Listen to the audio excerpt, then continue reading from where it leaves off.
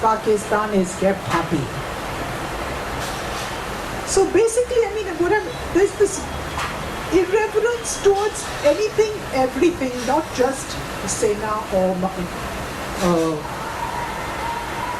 Akre or Sena.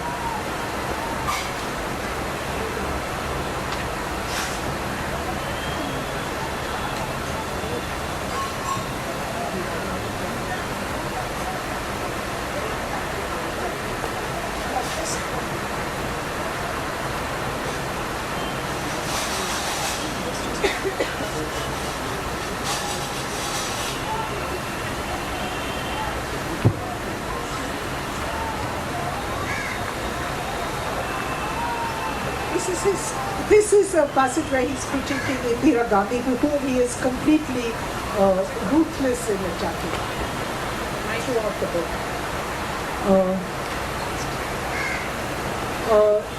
Gustad's good friend Jimmy has landed up in hospital. He has been tortured by Ro, and they're talking here. Gustad has gone to the hospital to visit him.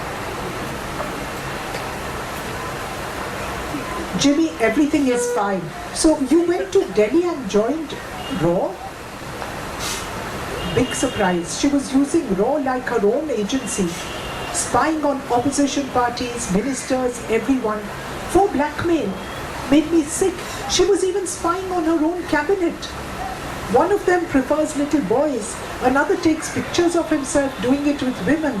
Bribes, thievery, so much going on. Gustad Raw kept dossiers on everyone. Friends, enemies, who they went, where they went, who they met, what they said, what they ate. Jimmy broke off, gasping. Despite his condition, his fondness for rhetoric would not let him trim the story beyond a certain point of leanness. Some fat had to remain, the way he used to insist with Gustad about dhansak meat. Charbi in the right proportion added to the right flavor. Her friends became enemies. Her enemies became friends so quickly, so often.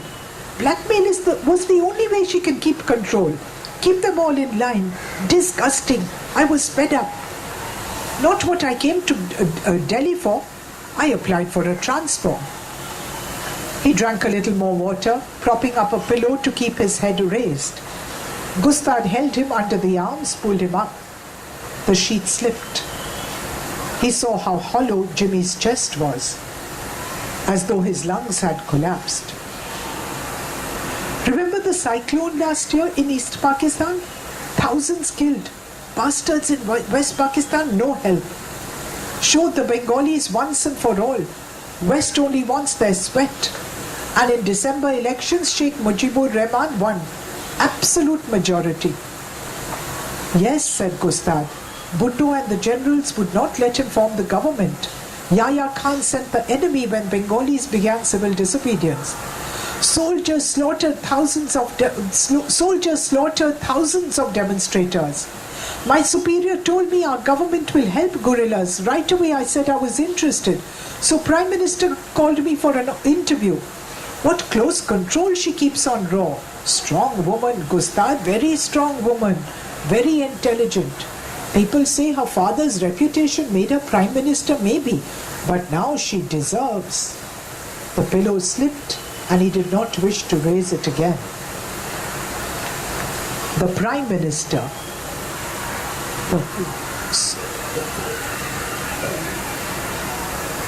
The Prime Minister, she came to the point. She said, your record is excellent, Major Bilimoria. You understand our objectives. Her voice so calm, such confidence. Not like her political speeches, yelling and screaming. Hard to believe she could be in such crookedness. Maybe people around her, who knows? What? Gustad wanted to ask what crookedness, but waited. She put me in charge, training and supplying the Mukti Bahini, tough fighters, Bengalis. Learnt quickly. Factories, sabotage, bridges toppled, railway tracks. Hi. Jimmy suddenly broke off, looking over Gustad's shoulder. He barely raised his voice, but compared to his feeble whispers, this seemed like a yell. Swine, get out, get out! Not your bloody latrine! Gustard understood. He leaned forward, patted his shoulder. "It's okay, Jimmy.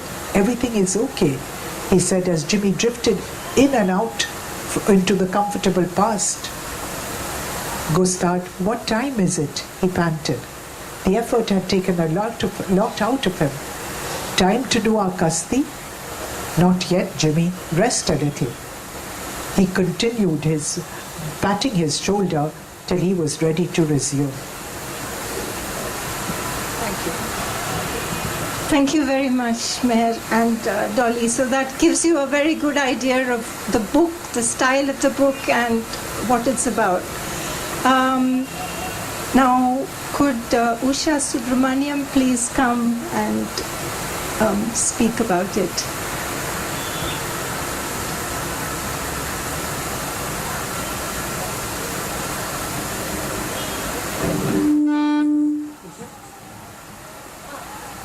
Yeah. To introduce Usha.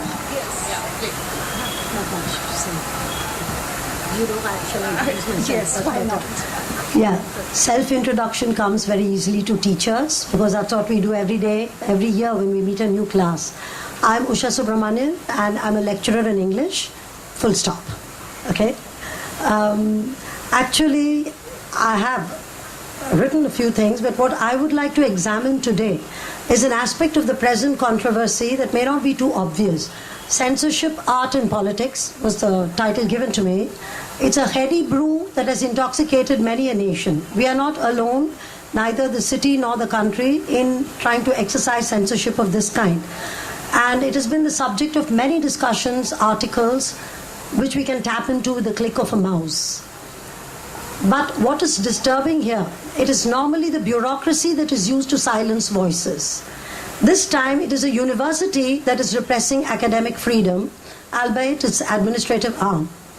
An institution which is supposed to advocate, defend free thought and speech, encourage scholarly engagement in issues, apparently has tamely surrendered to the violent tactics of a pressure group. And in the process it has negated all that has been enshrined in its more than 150 years of history. This angle has also been enough explored and condemned. What I would like to draw your attention to today is three aspects. Actually, I am going to contradict what has been said earlier both by Professor Pushpa Bhave and Mistry's message. First, the inexplicable silence from all quarters in the initial stages. I first read the report in HT, Hindustan Times, of Friday, September 17th. Perhaps other papers also published it around the same time. After that, the first big splash was in the first week of October. The two articles by Arun Tikekar, October 2nd and 3rd, and my own article on the 3rd in Hindustan Times. Subsequently, more and more papers have got into the act, online petitions followed suit, city luminaries have expressed their anger and anguish, and here we are holding a protest meeting. The book is such a long journey. Did it deserve such a long silence in its defense? B. This directly leads to another more disturbing aspect. In this period of silence, when indignation was conspicuous by its absence, when colleges received and quietly followed the diktats of university faxes and circulars regarding the inexplicable withdrawal of the book more than halfway through the term, the analogy that came to my mind was chilling. It was as if the book never existed. Just like the many stories of disappearances we have heard of from behind the Iron Curtain. Was it so easy to erase a book from students' and teachers' memories? To pretend we have not taught the book for the last so many years without any protest from any group? Was it so easy to give up on it and to use a favorite cliched phrase these days, move on? Some grumblings in the safe confines of classrooms, yes, perhaps. But a concerted howl of protest? No. And this, the third and final aspect, is to my mind the most disturbing. The peculiar silence from the staff rooms of our various colleges. Now, Professor Pushpa Bhave has praised the teaching fraternity for responding. Mistry has echoed the sentiments. But I'm sharing this as an insider, perhaps to be condemned as a whistleblower. And I would like to say straight away that there could be colleagues out there who have been as disturbed as those right here. And I'll be very happy to be proved wrong in my observations. What follows does not apply to them. But The largely lukewarm, almost non-existent response from my fraternity in this matter is the most shattering part to those of us in the teaching community. The University of Mumbai Academic Staff Association, UMASA, has issued its protest statement only last week. Even today, I wonder how many departments other than the English are mulling over the matter. This has to do with the English syllabus, with students who have opted for English ancillary with the postponement of paper 3 English. So my supervision duty for that paper is also postponed. That is all. Again, to my knowledge, only one principal has seen fit to question what has happened. Discretion, indeed, is the better part of valor. If any discussions have taken place behind closed doors, we teachers have not been kept in the loop. A senior colleague, also happens to be a member of the Board of Studies, to whom I express my anger, sincerely believes that only those who have done English literature can appreciate the niceties of great books. Others cannot appreciate literary worth, and therefore this unfortunate chain of events. What a sweeping and false generalization. The passive response of most English departments has been the most shocking revelation and belies the above claim. We are not teaching the book. That seems justification enough not to get involved in the matter. In fact, a friend here assumed I was teaching the book and would be sharing that experience with you all here. Do I have to teach the book to realize the consequences of not being allowed to teach it? I don't think so. This is not about a book or a subject or a department. It is about the infringement of certain fundamental rights and about undemocratic ways of functioning. We have been teaching our students year after year the famous debate between Plato and Aristotle on the nature and function of literature. Plato, the prosecutor, wishes to ban immoral, inflammatory literature from his republic, while Aristotle, the defendant, refutes his own master's voice and gives art its unique place untrammeled by politics, ethics, or morality. We pose questions in the exams, assess the answers, and then forget the whole issue. I've completed my syllabus, have given them excellent notes on the whole argument, told them how relevant it is even today. And when the moment comes where I have to put my money where my mouth is, mum is the word. Can't help recollecting Beckett's words in an essay on censorship in Ireland. It's called Censorship in the Saurostat. I quote, "Sterilization of the mind and apotheosis of the litter suit well together," unquote. Mark Twain has said that the average man is a coward, and the average academic is this because of fear or apathy or both. Can we survive and function in such a climate? Let me raise a few questions, more in anxiety than in anger. In fact, Professor Bave has already answered one of my questions. Is this the beginning of the end of freedom of thought and expression in our university? Will non-academic criteria influence the selection of texts? Does this mean our students cannot study writers who critique vested interests of various sorts? Can we study any book without constantly looking over our shoulder for policing of various hues? And finally, what kind of signals are we sending out to our students regarding tolerance, civilized forms of protest, and the tradition of debating and sorting out contentious issues instead of bludgeoning our point through? This is a time for self-introspection among the teaching fraternity. I'd like to end with the Irish writer Sean O'Fallon's warning.